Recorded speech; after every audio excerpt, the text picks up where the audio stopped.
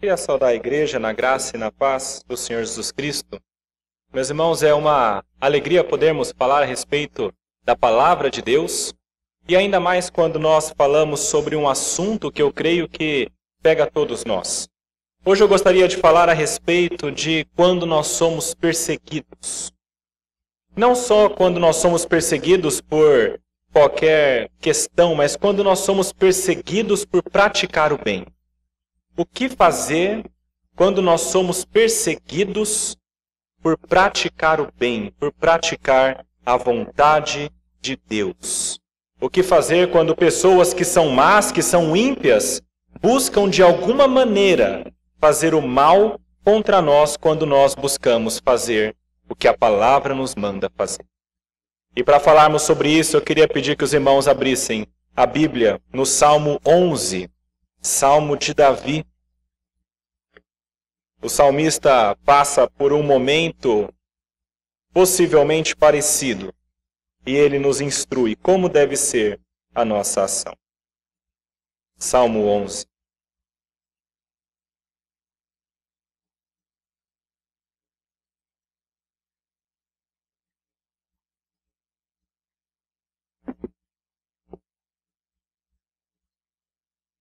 Salmo 11 diz assim, meus irmãos. Ao mestre de canto, Salmo de Davi. No Senhor me refugio. Como dizeis, pois, a minha alma, foge como pássaro para o teu monte? Porque eis aí os ímpios armam o arco, dispõem a sua flecha na corda para as ocultas, dispararem contra os retos de coração. Ora, destruídos os fundamentos, que poderá fazer o justo? O Senhor está no seu santo templo. Nos céus tem o Senhor o seu trono. Os seus olhos estão atentos, as suas pálpebras sondam os filhos dos homens. O Senhor põe à prova ao justo e ao ímpio. Mas ao que ama a violência, a sua alma abomina. Para chover sobre os perversos brasas de fogo e enxofre, e vento abrasador será a parte do seu cálice. Porque o Senhor é justo, ele ama a justiça. Os retos lhe contemplarão a face. Até aí, vamos orar, meus irmãos. Senhor nosso Deus, nós rogamos neste momento que o Senhor nos ajude a compreender a sua palavra, Pai. Nos ilumina para que nós tenhamos a condição de entender e dá-nos força, Pai, para que nós tenhamos condição de aplicar e praticar o que for ensinado. Pedimos isso crendo no Senhor e na sua misericórdia, em nome de Jesus. Amém.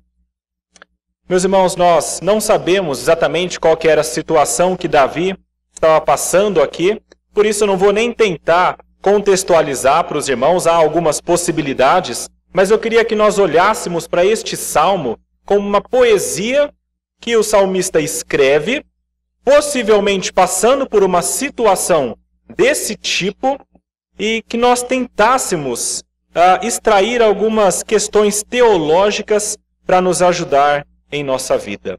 E a primeira questão teológica que eu queria que nós tentássemos retirar deste salmo, o primeiro ensinamento dele é que os ímpios perseguem os que praticam o bem. Meus irmãos, o salmista descreve uma situação bem difícil. Eu fico imaginando o que o levou a escrever o que ele escreveu, porque ele diz que existem homens maus, ímpios, que estão com o arco na mão e a flecha já está na corda e o arco já está entortado para que a flecha voe até atingir o salmista. A imagem é de pessoas que já estão prontas para atacar o salmista. E se o salmista der um deslize, se ele não tomar cuidado, ele vai ser atingido pelos ímpios.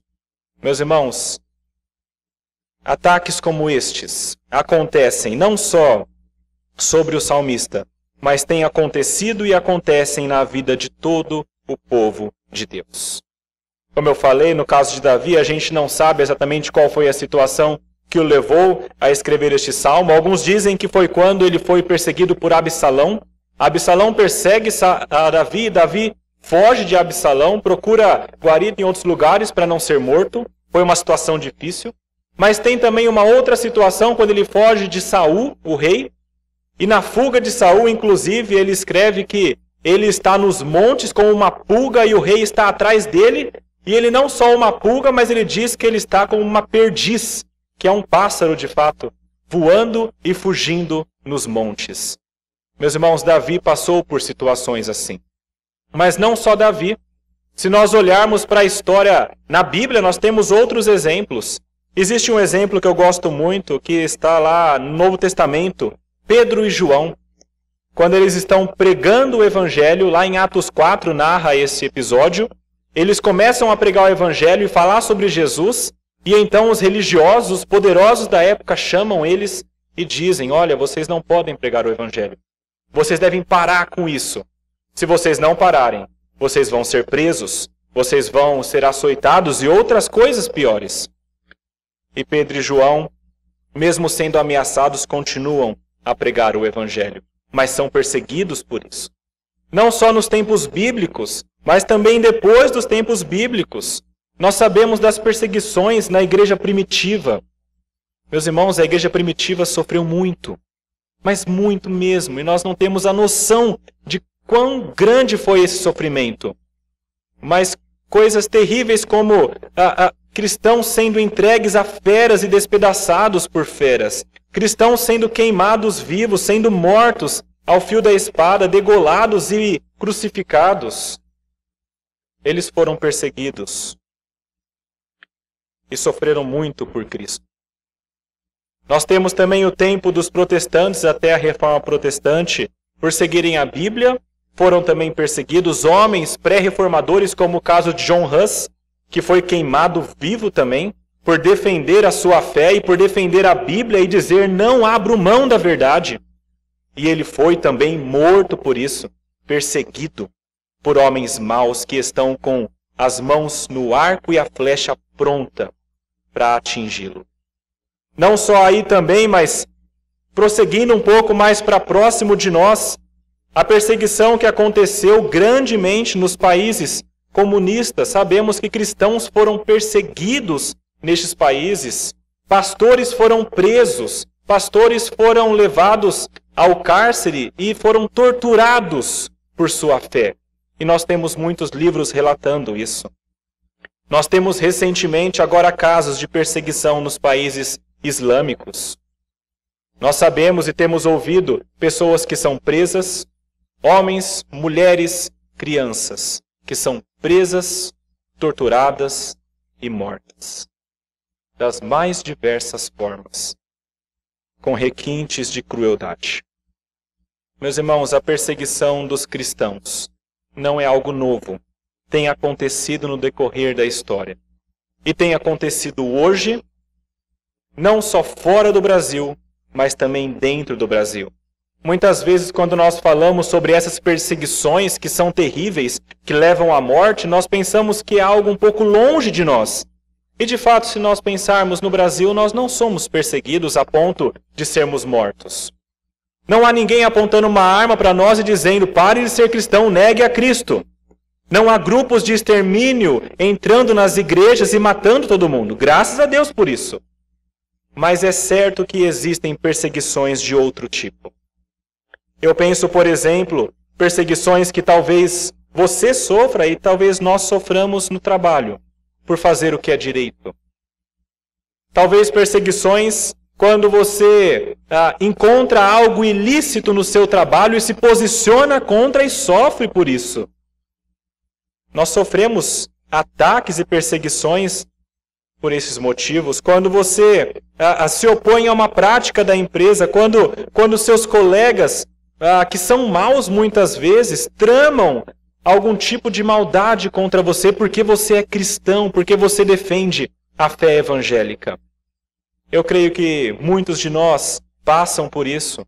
Ou talvez na faculdade, na escola, quando você se posiciona ao lado da verdade e seus professores ateus muitas vezes contrapõem e você sofre sanções por isso. E você corre o risco talvez de perder o ano, de perder a faculdade porque você está defendendo a palavra de Deus. Essas perseguições têm ocorrido e acontecem corriqueiramente na vida dos cristãos aqui do Brasil. Meus irmãos, eu gostaria que hoje você pensasse nisso. Pense nos momentos que você busca fazer a vontade de Deus, seja no trabalho, seja na escola, na faculdade, seja em casa, muitas vezes, com a família que não é cristã. E quando essas pessoas, que não são movidas por Deus, mas por um coração pecaminoso, perseguem a você. E considere isso enquanto nós passamos por este salmo. Qual que é o motivo, meus irmãos, que leva este mundo impiedoso a atacarem os cristãos? O motivo é muito simples. O motivo é que os ímpios perseguem e tramam os justos, porque o bem constrange e limita o mal. Meus irmãos, o bem constrange e limita o mal. Nós lemos um texto aqui no início deste culto, que está em Filipenses, capítulo 2, versículos 14 a 15. E Paulo fala que nós devemos ser como luzeiros no mundo. Ele diz: fazei tudo sem murmurações nem contendas, para que vos torneis irrepreensíveis e sinceros, filhos de Deus, inculpáveis no meio de uma geração pervertida e corrupta, na qual resplandeceis como luzeiros no mundo. A palavra de Paulo é: você é um cristão e você deve resplandecer. Você deve brilhar a luz de Cristo com as suas ações. E, meus irmãos, uma coisa é muito clara: quando nós brilhamos a luz de Cristo, o mundo nos persegue. Quando nós fazemos o que é correto, isso ilumina. E aqueles que fazem o que é mal se envergonham e se iram. João escreveu isso já lá em João 3,20. Todo aquele que pratica a maldade não se achega para a luz, porque eles não querem que as suas obras sejam mostradas, porque elas são más. Quando um cristão brilha a luz de Cristo, seja onde ele estiver, ele vai ter oposição. Ele vai ter o mundo contra ele, o mundo labutando com tudo que tem para apagar essa luz que Deus deu a este cristão. Isso vai acontecer corriqueiramente. E isso deve acontecer. Na verdade, é justo que seja assim, e se não for, nós temos que ter algum cuidado. John Stott, um grande pregador, já falecido, escrevendo a respeito do Sermão do Monte, ele diz o seguinte: nós não devemos nos surpreender se a hostilidade anticristã aumentar, mas antes, se ela não existir. Meus irmãos, a verdade é muito simples. O mundo odeia a luz. E se você é luz, o mundo te odeia. O mundo não vai te odiar se você não for luz. Mas se você não for luz, então tem algo muito errado na sua vida. Nós precisamos brilhar a luz de Cristo, mas precisamos estar certos de que nós teremos oposição por isso. E nós seremos perseguidos por isso. Mas se você é perseguido pela luz de Cristo, se alegre por isso. Porque você está no caminho certo. Porque você está fazendo o que é requerido de você. Você está fazendo a vontade de Deus. Meus irmãos, todos os cristãos são perseguidos de alguma maneira. Todo aquele que pratica o bem. E esse salmo nos ensina que quando isso acontece, nós temos duas possibilidades de ação. Uma possibilidade é aquela da visão humana. É a possibilidade que não compreende as coisas pelos olhos da fé. E a outra possibilidade é aquela dos crentes. É aquela que considera as coisas eternas. Quando nós falamos sobre a visão humana, o salmista mostra para a gente aí dos versículos 1 até o versículo 3, como que são essas possibilidades de ação. Se você está passando por perseguição, então esse é o conselho que talvez você receba de muitas pessoas. Versículo 1 diz: foge como um pássaro para o teu monte. Porque eis aí os ímpios armam o arco, dispõem a sua flecha na corda para as ocultas dispararem contra os retos de coração. Ora, destruídos os firmamentos, que poderá fazer o justo? A visão humana, meus irmãos, quando há oposição, quando há pessoas perseguindo os crentes, quando há ímpios tramando a queda daqueles que fazem as coisas de acordo com a vontade de Deus, é uma visão de medo. É uma visão que considera o tamanho do inimigo. É uma visão que considera o poder dos ímpios. É uma visão que considera a perseguição e o que você perde com a perseguição. A nossa pequenez, o nosso tamanho perto dessa oposição grandiosa. Essa visão humana, quando olha para tudo isso, ela dá um conselho. Foge. Foge porque eles vão te matar. Foge porque eles vão te derrubar. Foge, porque se você ficar, você vai perder tudo. Você vai perder casa, você vai perder família, você vai perder emprego, você vai perder sustento. Meus irmãos, na visão humana, quando nós temos oposição do mundo, dos ímpios que querem derrubar os que são de Deus, nós somos tentados muitas vezes a fugir. E fugir não significa sempre sair de onde você está. Algumas vezes sim, mas significa também nós agirmos com base no medo e muitas vezes tomarmos uma decisão que é terrível. Muitas vezes, quando nós somos perseguidos porque nós estamos fazendo o que é correto, a nossa decisão com medo é pararmos de fazer o que é correto.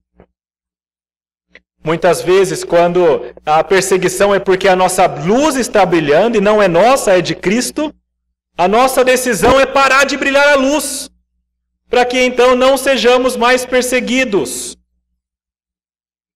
Meus irmãos, nós tentamos nos encaixar no mundo. Nós tentamos nos encaixar em um mundo que é tenebroso, que é obscuro, e parar de fazer a vontade de Deus, porque nós não queremos perder nada com isso. Essa é a tentação que nós temos. E eu sempre lembro do exemplo de Lutero quando eu penso sobre isso. Porque Lutero, meus irmãos, ele estava fazendo a vontade de Deus.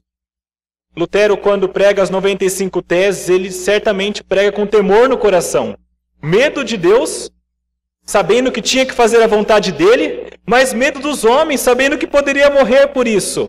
E quando Lutero é chamado para falar a respeito do que ele cria, e aqueles religiosos dizem, nega tudo e fala que tudo isso é mentira, o que Lutero faz?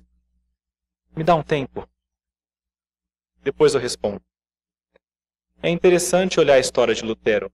Nós muitas vezes pensamos, Lutero era tão convicto que ele na ponta da língua falou, não, eu creio nisso, é a Bíblia e ponto, e façam o que quiserem comigo. Mas a história diz que Lutero pede um tempo. Eu não sei a razão exata dele pedir esse tempo, mas é possível que quando ele pediu esse tempo, ele estava considerando, será que eu vou morrer?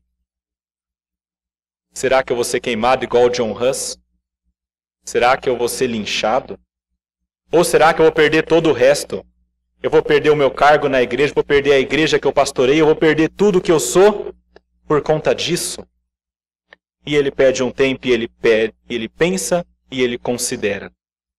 E ele certamente é tentado nesse momento a desistir.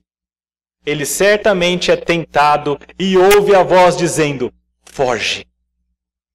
O arco está pronto, a flecha está pronta e ela vai acertar você. Foge. E esse conselho que nós ouvimos muitas vezes é um conselho que se baseia na visão humana. É um conselho que se baseia na visão terrena das coisas. Lutero considera isso, ele volta e diz, não, eu não nego nada. A minha mente, a minha consciência está cativa à Escritura. Se quiserem fazer de mim, façam o que quiserem. Mas eu estou com Deus. Meus irmãos, a ação de Lutero nos faz refletir um pouco. Como ele deve ter sido tentado a deixar de brilhar a luz. E se ele fizesse isso, o que seria de nós? O que seria de nós sem a palavra de Deus? Se esse homem naquele momento tivesse decidido, não vou mais pregar. Não vou continuar. Fugir, meus irmãos, é um conselho que muitas vezes nós recebemos. E recebemos de crentes e recebemos de descrentes. E esse conselho muitas vezes se torna mais vantajoso e nós desejamos muitas vezes segui-lo quando nós entendemos o versículo 3. Veja o versículo 3 do nosso Salmo 11. Está escrito o seguinte, destruídos os fundamentos, que poderá fazer o justo? Meus irmãos, a ideia aqui, há algum debate com relação a isso, mas o que tem sido compreendido pela maioria dos bons comentaristas é que esses fundamentos se referem à ordem e à justiça que estão na base de uma sociedade. Quando o salmista fala que os fundamentos estão sendo destruídos, ele quer dizer que, de alguma maneira, a ordem da sociedade e a justiça da sociedade está sendo destruída. Salmo 82, versículo 5, faz uma relação entre fundamentos e entre os magistrados. No Salmo 75, versículos 2 a 3, faz também uma relação entre os fundamentos e a justiça, de modo que quando o salmista diz os fundamentos estão sendo destruídos, ele está dizendo o seguinte: olha, você não vai ter mais para quem apelar. Não há mais justiça e não há mais ordem para que você apele. Vou tentar explicar isso melhor para os irmãos. Quando nós fazemos o que é bom e somos perseguidos, e nós somos ameaçados de morte, mas estamos em uma sociedade que tem lei, que tem ordem, que tem justiça, nós ficamos tranquilos. Ora, se eu estou na minha casa e alguém se coloca na rua da minha casa, do outro lado da calçada, com uma arma na mão, dizendo: quando você sair eu te mato, a primeira coisa que eu faço é pegar o meu celular e ligar para a polícia. E falar: tem alguém querendo me matar. Façam alguma coisa. E no Brasil, graças a Deus, ainda temos alguma ordem e ainda temos alguma justiça nesse sentido. Mas o salmista diz que, no caso dele, os fundamentos estavam sendo destruídos. No caso dele, não havia mais ordem, não havia mais justiça, não havia mais uma sociedade que pudesse resguardá-lo do mal. E talvez isso tenha a ver com a situação que ele estava passando. Alguns dizem que isso era porque ele estava sendo perseguido por Saul. E quando você é perseguido pelo rei, pode ter certeza que nada vai segurá-lo. E há algumas outras ideias, mas o fato principal é que quando os fundamentos de uma sociedade, que são a justiça e que são a ordem dessa sociedade, são destruídas, então nós não temos muito mais a quem apelar. E aí a pergunta do salmista é a seguinte: olha, você está sendo perseguido. Há homens que são ímpios e poderosos e querem acabar com você.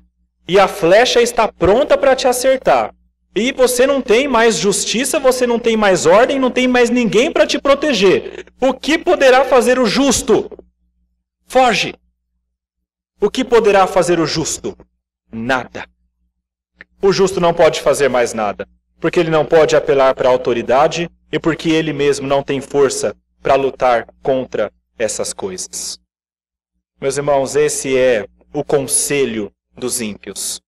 Quando os ímpios estão te perseguindo porque você está fazendo o bem, o conselho humano é: fuja disso, porque você sozinho não conseguirá lutar contra. E isso não se aplica só à sociedade como um todo, meus irmãos. Porque nós sabemos que o Brasil, como foi dito, ainda tem uma ordem, ainda tem uma justiça acontecendo. Mas se aplica em instâncias menores. Talvez em uma casa. Na sua família pode ser que a ordem não esteja funcionando. E pode ser que na sua casa não haja justiça. E se você falar de Deus, você vai ser perseguido e ninguém vai te defender. É possível que na sua faculdade, na sua escola, esteja tudo tão tomado por ideias anticristãs que, se você fizer algo de acordo com a palavra de Deus, você não vai ter a quem recorrer se você for perseguido. É possível que no trabalho que você está, se você fizer algo seguindo a palavra de Deus e denunciar o mal, você vai ser perseguido e não haverá a quem apelar. Essa é a ideia do salmista. E o conselho inicial? O primeiro conselho é: foge. Mas esse é o conselho dos ímpios. E o salmista continua e ele diz: mas tem um caminho melhor. Fugir é possível, se você considerar a visão humana. Mas existe uma outra opção e ele passa a falar dessa opção, dos versículos 4 até o versículo 7. E essa outra opção diz respeito a uma visão da fé.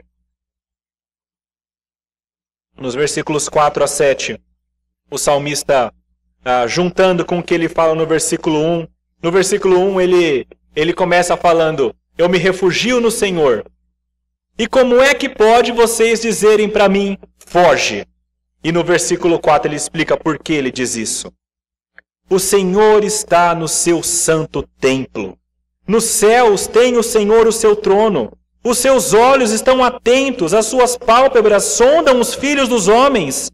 O Senhor põe à prova ao justo e ao ímpio, mas ao que ama a violência, a sua alma abomina. Para chover sobre os perversos brasas de fogo e enxofre, e vento abrasador será a parte do seu cálice.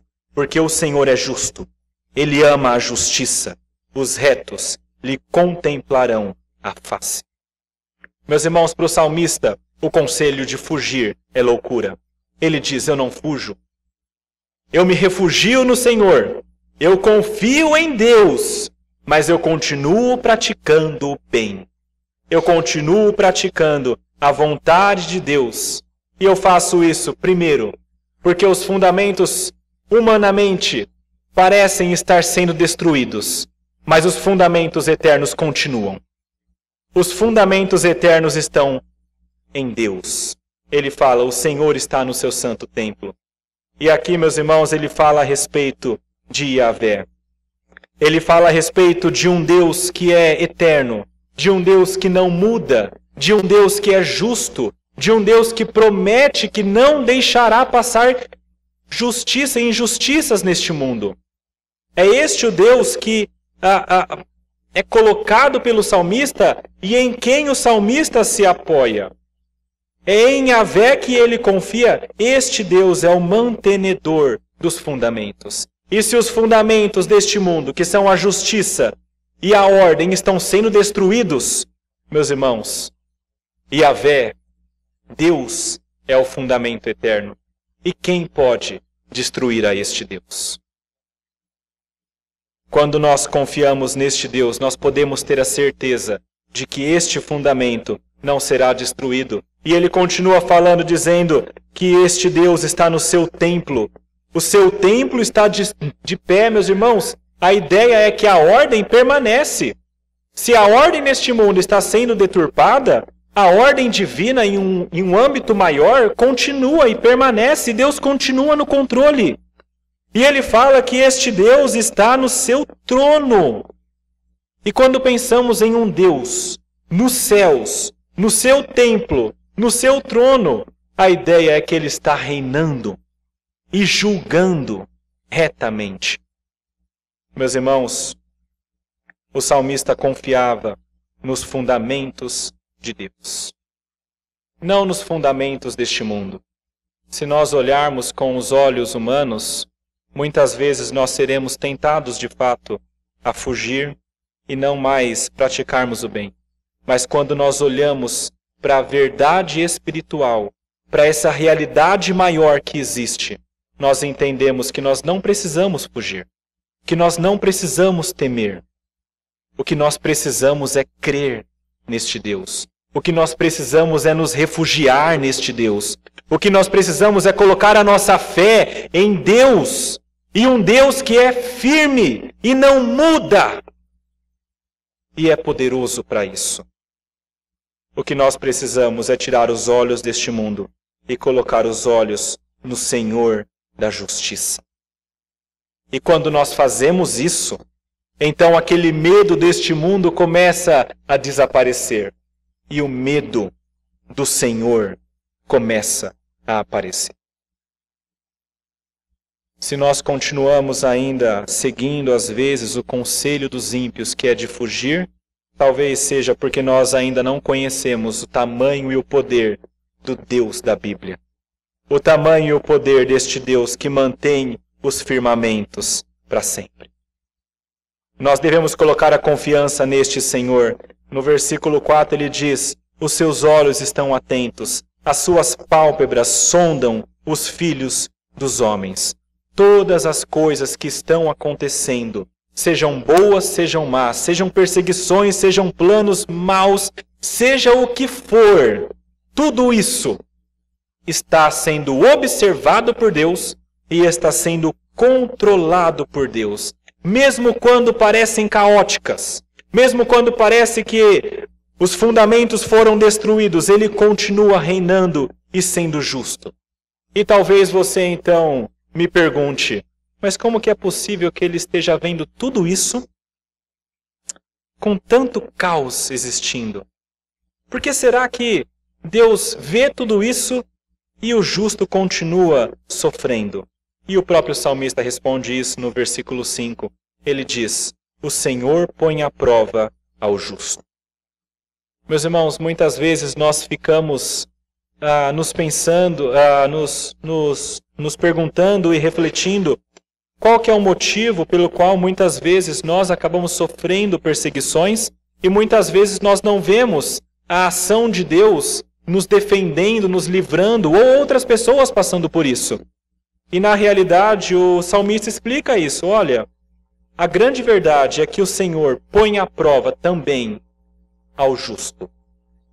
O Senhor põe à prova também aquele que é dele. E só para que nós entendamos isso, eu queria que nós pensássemos nisso de modo sistemático. O justo, meus irmãos, muitas vezes sofre nessa vida porque Deus quer prová-lo e porque Deus quer moldá-lo. Muitas vezes nós sofreremos nessa vida porque Deus está trabalhando conosco e está trabalhando em nós, ou trabalhando em outros por meio de nós. Tiago fala isso, capítulo 1, versículo 2 e 4, ele diz, tende motivos de toda alegria ao passar por várias provações, porque a aprovação da vossa fé, uma vez que isso acontece e termina e é completa, você se torna um cristão melhor, mais maduro em nada deficiente. Muitas vezes nós sofremos alguma injustiça nesse mundo por um breve período de tempo, porque Deus trabalha em nós. Muitas vezes nós sofremos injustiças nessa vida para cumprir o plano de Deus. Eu gosto muito quando eu leio a história de José. E quando chega no final da história de José, Gênesis capítulo 50, versículo 20, os irmãos de José haviam vendido José para o Egito. Mas José se tornou um governador do Egito. E quando os irmãos vão ter com José, eles vão com medo. E eles chegam até José temerosamente. E com medo se prostram e choram, pensando que José vai matá-los. E José olha para eles e diz o seguinte, vocês, na verdade, tentaram o mal contra mim, porém Deus tornou em bem, para fazer como vedes agora, que se conserve muita gente em vida. Muitas vezes, meus irmãos, nós passamos por dificuldades e injustiças, ou que parecem injustiças nesse mundo, e muitas vezes Deus permite que o ímpio, de alguma maneira, nos cerque e nos faça sofrer, para que o plano dele se cumpra. E o plano de Deus é sempre bom, é perfeito e agradável. E o plano de Deus, no final das contas, é para glorificá-lo e para salvar o povo dele. Quando nós passamos por dificuldades, pode ser para que nós sejamos provados e moldados, pode ser para que o plano de Deus se cumpra. Mas em tudo isso, uma coisa é certa, nós não temos o direito nenhum de criticar a Deus. Eu leio esse salmo e nós lemos aqui falando sobre o justo, justo, justo, justo. E quando nós pensamos, ora, mas se é justo, então não devia sofrer, porque isso é injusto que ele sofra. Mas a verdade é que quando fala justo, é aquele que está buscando fazer o que é bem.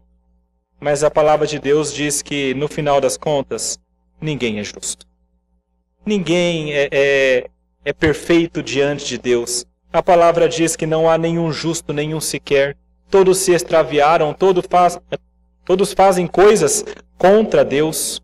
De modo que, mesmo quando nós somos perseguidos e quando nós sofremos por conta do ímpio, ainda assim nós devemos glorificar a Deus. Porque na realidade, a pior coisa, o pior sofrimento deste mundo não se equipara ao que nós merecemos, que é a condenação eterna. Às vezes eu acho que nós reclamamos de barriga cheia, porque nós temos muito. E nós temos muito só por não sermos condenados pela misericórdia de Deus. Meus irmãos, Deus permite muitas vezes que nós, mesmo quando fazemos as coisas corretamente, soframos de alguma maneira pela parte dos ímpios, mas tudo isso está contemplado no plano dele, e nós não temos o direito de rebater a este Deus, ou de ir contra a sua vontade. Mas ao mesmo tempo que algumas vezes Deus permite o nosso sofrimento, a palavra diz que o Senhor também pune o ímpio e o violento. No versículo 5 ele continua falando: ao ímpio e aquele que ama a violência, a sua alma o abomina. Fará chover sobre os perversos brasas de fogo e enxofre, e vento abrasador será a parte do seu cálice. Meus irmãos, nós somos muito ansiosos às vezes, porque nós vemos ímpios às vezes prevalecendo, e nós vemos às vezes a injustiça imperando, e vemos aquelas pessoas que seguem a Deus e buscam a Deus sofrendo, e nós queremos a justiça sendo exercida naquele momento. A palavra de Deus fala que Deus vai trazer a justiça. Ela vem. Às vezes parece que tarda, mas na realidade não tarda e nem falha. A justiça de Deus vem no tempo certo, no tempo escolhido por Deus, para cumprir o plano de Deus, seja neste mundo, seja no próximo. Nós não temos a noção do tamanho do plano de Deus, nós não temos a noção do tamanho deste mundo, e nem temos a noção do tamanho do mundo que vem.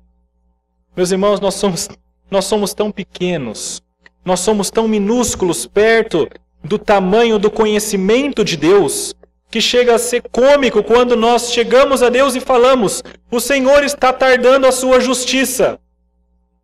Quanto você conhece do plano de Deus e de quem Deus é para falar que a justiça dele está tardando? A justiça de Deus vem na hora que Deus determina, e isso é prerrogativa dele. E ele continua sendo justo. E ele cumpre a sua justiça muitas vezes no outro mundo.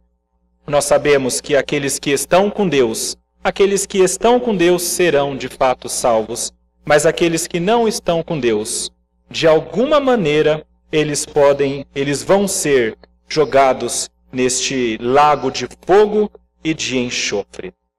Meus irmãos, é importante que nós entendamos que a justiça de Deus vem, não apenas nessa vida, mas pode vir também na próxima. Veja o que diz no versículo 6 aí. Fará chover sobre os perversos brasas de fogo e enxofre, e vento abrasador será a parte do seu cálice. Isso faz referência ao que aconteceu lá em Gênesis 19. Gênesis 19 relata o momento em que Deus profere um julgamento contra Sodoma e Gomorra e diz que eles serão destruídos. E de fato eles são destruídos. E são destruídos com fogo e com enxofre. Algumas vezes essa destruição vem neste mundo, como aconteceu aqui no caso de Sodoma e Gomorra. Mas algumas vezes isso vem no outro mundo. Veja o que diz aí em Apocalipse 21. Abra a palavra de Deus. Apocalipse 21, versículo 8. Para que você tenha o entendimento e a noção da justiça de Deus que será aplicada neste ou no próximo mundo. Apocalipse, capítulo 21, versículo 8 diz: Quanto, porém, aos covardes, aos incrédulos, aos abomináveis, aos assassinos, aos impuros, aos feiticeiros, aos idólatras e a todos os mentirosos, a parte que lhes cabe será no lago que arde em fogo e enxofre, a saber, a segunda morte. Existe uma segunda morte para todos aqueles que não estão com Deus, e estes ímpios que perseguem os que fazem o bem estão inclusos, a não ser que Deus, na sua misericórdia, os traga para si. E ao final, ao passo que Deus pune os ímpios, ele salva também o reto. Versículo 7 diz o seguinte: porque o Senhor é justo, ele ama a justiça, os retos lhe contemplarão a face. A palavra diz que, por um lado, Deus odeia a violência e a injustiça, e por odiar essas coisas, ele pune os ímpios, e pelo outro lado, ele é justo e ama a justiça e salvará os retos. Meus irmãos, Deus é justo e ele é de fato este refúgio. E quando nós pensamos no que isso significa para nós, eu queria que nós nos atentássemos para a nossa vida. Só relembrando o que foi falado, nós sofreremos perseguições, porque nós tentamos fazer o que é correto. E essas perseguições virão de pessoas que odeiam a justiça e amam as trevas. E de alguma maneira essas pessoas vão tentar acabar com as nossas ações e, dependendo de onde você estiver, até mesmo com a sua vida. E você, quando isso acontecer, você terá uma de duas escolhas. Você poderá seguir a visão deste mundo, a visão humana, a visão incrédula, a visão que considera as coisas terrenas, ter medo e fugir, parar de fazer o que é justo, desistir de brilhar a luz de Cristo, ou você poderá escolher aquilo que Deus deseja. Você poderá escolher o caminho da fé, não crendo nas coisas deste mundo, mas crendo em um Deus poderoso. Crendo que existe um Deus sentado em um trono no seu santo templo nos céus, olhando todas as coisas. E mesmo que os fundamentos pareçam ter sido destruídos, os fundamentos eternos continuam em pé. Confiar em Deus e buscar refúgio nele. Charles Simeon, em um comentário, ele diz que a pergunta correta, uma pergunta é colocada nesse salmo, mas ele diz que a pergunta correta não é quando os fundamentos são destruídos, nós nos perguntamos o que pode fazer o justo, mas sabendo que os fundamentos eternos continuam de pé, a pergunta correta que nós devemos fazer é: o que não pode fazer o justo? Meus irmãos, o que não pode fazer aquele que está ao lado de Deus? O mundo tem medo e foge porque não conhece o tamanho do Deus que está ao lado daqueles que são justos. Quando nós estamos ao lado dele, nós podemos muito. E a pergunta que nós colocamos é: você de fato está pronto para colocar a sua fé no Deus da justiça, ou você continuará com medo dos homens e das coisas deste mundo? Eu tenho duas aplicações para nós aqui.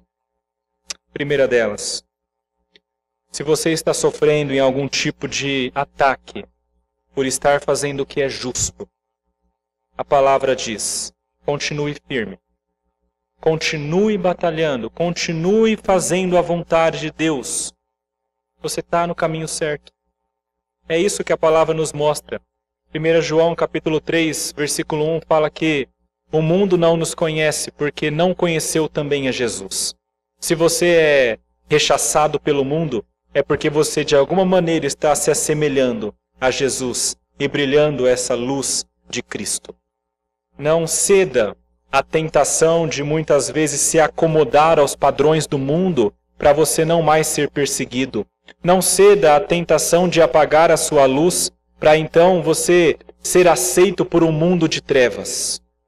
Essa não é a vontade de Deus. Não ceda à tentação de fugir de algum lugar e parar de brilhar a luz de Cristo por medo de retaliação. Essa é a primeira aplicação. A segunda aplicação é: se você estiver vendo injustiças acontecendo, talvez não contigo, talvez até com outras pessoas, confie no Senhor. ore a Ele. Ele continua governando sobre este mundo e Ele continua no seu trono. E todas as coisas estão contempladas no plano dele, que é bom, é perfeito e é agradável. Confie em Deus, ore ao Senhor e ao final de tudo, não se esqueça, glorifique a este Deus.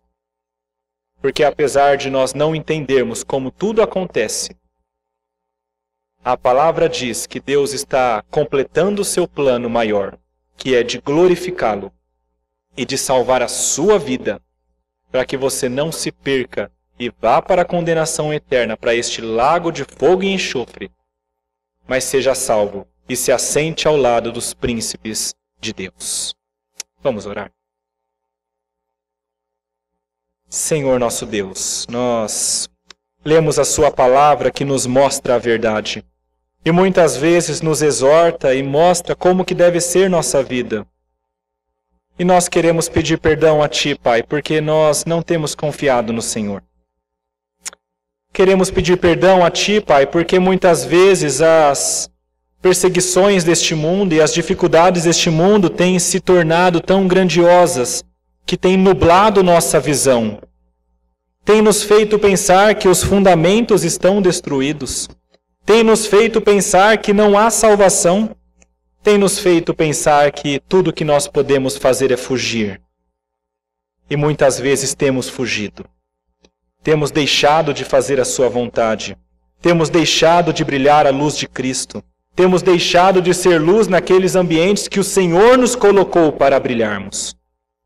Pedimos perdão, Pai. E pedimos ajuda-nos a confiar no Senhor. E olhando com os olhos da fé que o Senhor mesmo nos deu, que nós tenhamos a condição e a força e a fé que nós vimos nestes grandes homens da história, de continuar praticando a sua vontade, de continuar praticando o bem e de continuar brilhando a luz de Cristo, para que muita gente seja salva. Como aconteceu na época de José, como aconteceu na época dos apóstolos, como aconteceu na época de Lutero, que continue acontecendo hoje, por meio da sua igreja. Ajuda-nos, capacita-nos, para que nós sejamos, como Paulo diz, como luzeiros neste mundo. Pedimos isso em nome de Jesus. Amém.